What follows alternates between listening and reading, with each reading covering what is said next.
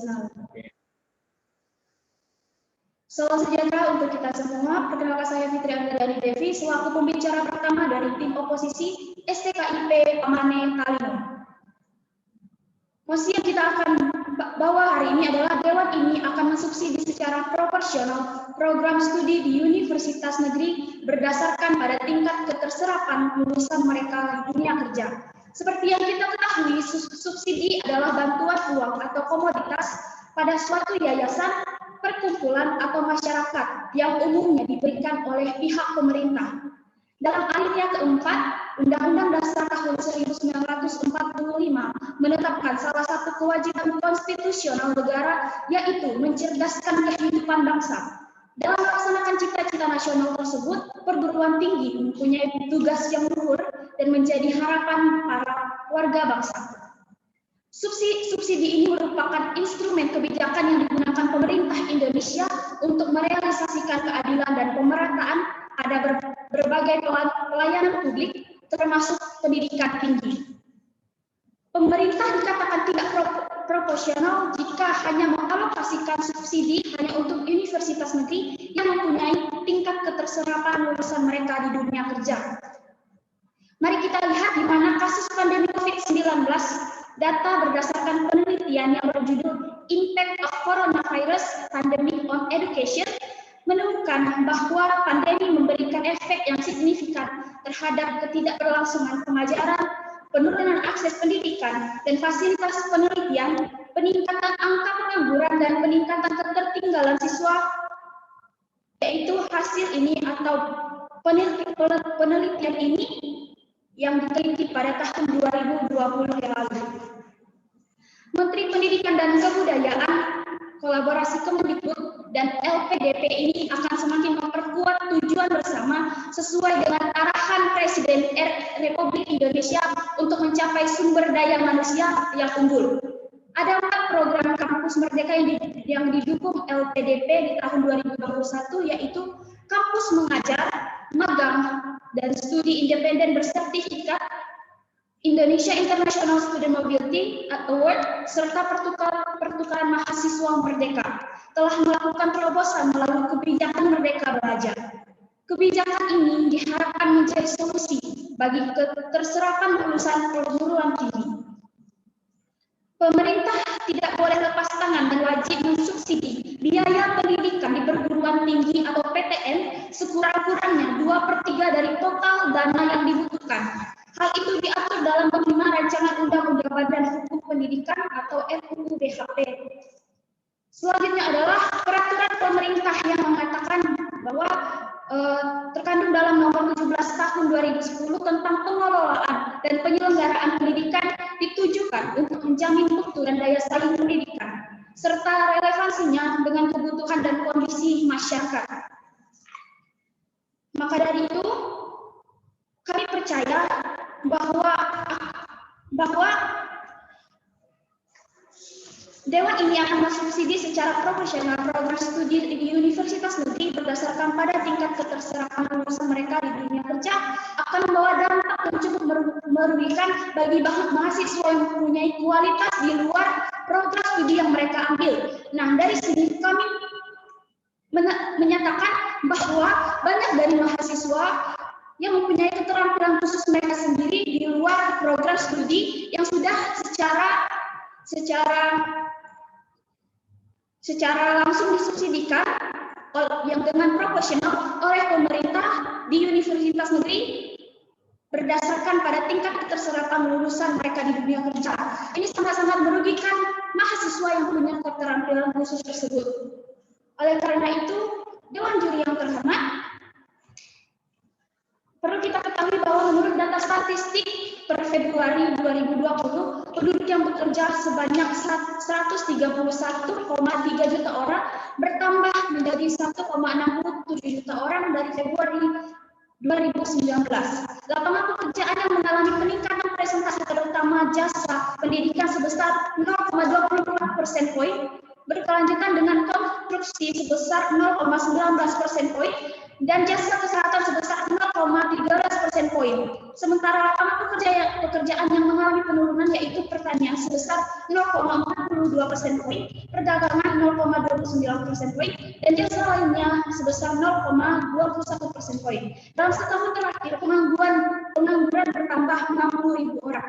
Dalam kasus pandemi COVID-19 ini, banyak sekali data-data pengangguran yang semakin bertambah akibat penurunan angka-angka tersebut. Dewan juri yang terhormat, mengapa kami tidak setuju dengan adanya Dewan ini akan mensubsidikan secara proporsional program studi di universitas negeri berdasarkan pada tingkat keterserapan lulusan mereka di dunia kerja?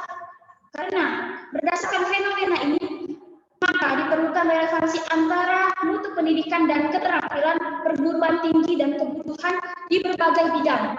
Selanjutnya dibutuhkan keterlibatan stakeholders untuk mendukung para mahasiswa agar dapat memiliki peluang kerja dari hasil kerjasama yang sudah dilakukan.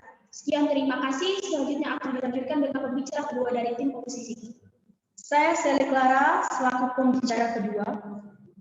Dalam debat kali ini, kami tidak berasumsi tentang hal yang sama dengan tim pemerintah. Karena mengapa? Perlu kita ketahui, kebijakan penyaluran subsidi secara proporsional harus mempertimbangkan aspek kebermanfaatan. Paradigma pembangunan telah bergeser dari awalnya berpusat pada pertumbuhan ekonomi ke pembangunan yang berpusat pada manusia. Pembangunan ini digunakan untuk mengukur kualitas kehidupan manusia dan dapat digunakan untuk menentukan tingkat pengembangan suatu pendidikan. Maka, pemerintah Indonesia menganggap pembangunan yang berpusat pada manusia lebih penting daripada hal-hal yang lain. Pemerintah memprioritaskan anggaran pendidikan paling sedikit 20% dari APBN dan APBD dari regresi data planner yang terdiri dari 32 provinsi. Dewan juri yang terhormat, apa yang terjadi di debat kali ini adalah asumsi belaka dari tim pemerintah. Mengapa? Karena perguruan tinggi harus mampu menciptakan lulusan yang memiliki etos kerja dan motivasi tinggi, kreatif, dan moratif. Artinya, mampu dengan cepat menyesuaikan keterampilan dan keahliannya dengan kebutuhan dunia kerja. Kemudian, lulusan perguruan tinggi juga harus memiliki kompetensi-kompetensi yang sesuai dengan kebutuhan stakeholders atau professional needs, kebutuhan dunia kerja dan kebutuhan generasi masa depan. Seharusnya pemberian subsidi juga jangan didasarkan pada keterserapan lulusan di dunia kerja, melainkan perlu memperhatikan kesesuaian antara biaya pendidikan dengan kemampuan orang tua. Di sini, saya selaku pembicara kedua ingin merespon dan menyanggah argumen tim pemerintah. Tim pemerintah mengatakan subsidi sebaiknya subsidi harus diberikan kepada program studi yang membutuhkan. Nah, di sini perlu Dewan Juri yang terhormat ketahui, subsidi sebaiknya tidak hanya diberikan sepihak. Artinya, subsidi dapat diberikan ke semua jurusan atau prodi non-populer untuk diverifikasi keilmuan dan tenaga kerja.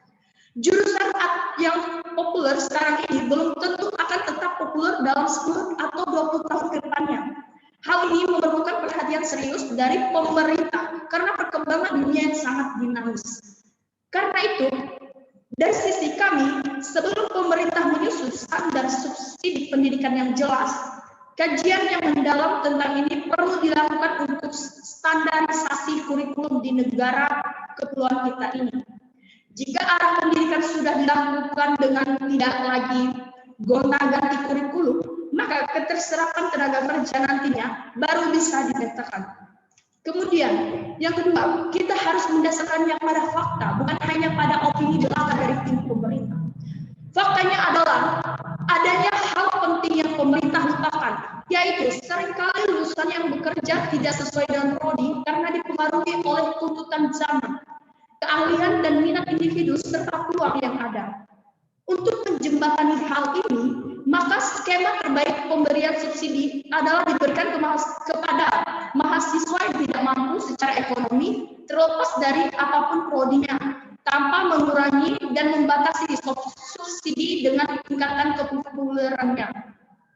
Jika ada prodi non populer dengan banyak mahasiswa miskin namun berkompeten, maka inilah kesempatan pemerintah untuk menunjukkan atau mewujudkan pendidikan bagi seluruh rakyat Indonesia. Kemudian, kami selaku tim oposisi dan juga selaku mahasiswa dari kampus di daerah pelosok, kami mengalami dan juga melihat ketimpangan pemerataan pendidikan di Indonesia. Bendera di tanah kita masih sama, yaitu merah putih. Namun sekolah-sekolah di tempat kami, apalagi yang di kampung, masih banyak yang memperhatinkan. Kami juga ingin kuliah dengan mendapatkan kesempatan berlatih di lab atau laboratorium dan mendapatkan pelatihan melalui workshop serta studi tour. Namun prodi dan di kampus kami perlu mendapatkan subsidi dari pemerintah agar bisa menjalankan program-program di atas dengan maksimal. Jika kita bertanya berapa banyak kampus di daerah, maka jawabannya adalah tidak banyak. Mengapa? Kampus-kampus seperti inilah yang seharusnya juga mendapat prioritas subsidi agar mahasiswa di daerah di kampung kampung juga bisa berlomba dengan mahasiswa di kota. Kami secara finansial juga tidak sanggup jika harus mengejar impian kuliah di kota karena akan mahal di biaya. Oleh sebab itu, adapun argumen yang dapat saya berikan kepada Dewan Juri yang terhormat untuk mempertimbangkan permasalahan yang terjadi saat ini adalah yang pertama, argumen kami yang pertama, prestasi. Berdasarkan prestasi yang dicetak universitas haruslah dalam wujud nyata kualitas dan kuantitas yang diperoleh seseorang, bukan dilihat dari lulusan program atau perguruan tinggi mana, melainkan kemampuannya sendiri dalam memperoleh prestasi tersebut. Kemudian yang kedua, pengabdian dan nilai kemasyarakatan. Ini sangat penting. Mengapa? Karena ini merupakan bagian integral salah satu pilar tridharma perguruan tinggi berdasarkan peraturan pemerintah nomor 67 tahun 2013 yang mempunyai visi sebagai pelopor dalam kepentingan bangsa dan kemanusiaan yang dijiwai nilai-nilai berdaya bangsa berdasarkan Pancasila. Maka dari itu, Dewan Juri yang terhormat, kami selaku tim oposisi tidak menyetujui dengan adanya asumsi dan argumen tim pemerintah. Maka dari itu kami berharap tim pemerintah jangan hanya memprioritaskan keikutsertaan peserta dari kampus-kampus populer dengan akreditasi tunggal, melainkan kita harus memperhatikan dan melihat pemerataan pendidikannya, yang mana yang harus dan yang mana yang berhak untuk dikembangkan, yang bisa disalurkan subsidi, bukan melainkan hanya menyalurkan subsidi dari program studi yang membutuhkan seperti anak kimia yang membutuhkan laboratoriumnya untuk melakukan magang atau untuk melakukan penelitian. Bukan hanya itu saja, melainkan juga kita harus perlu melihat dari sisi lain, dari sisi yang berbeda, bahwa subsidi berhak didapatkan oleh setiap orang, karena itu merupakan suatu pemerataan pendidikan. Jadi di sini kami selaku tim oposisi, kami berharap tim pemerintah menyadari bahwa anggapan tim pemerintah ini adalah salah satu ketimpangan dan ketidakpemerataan pendidikan di dunia di masa pandemi. Sekian dari kami ucapkan banyak terima kasih.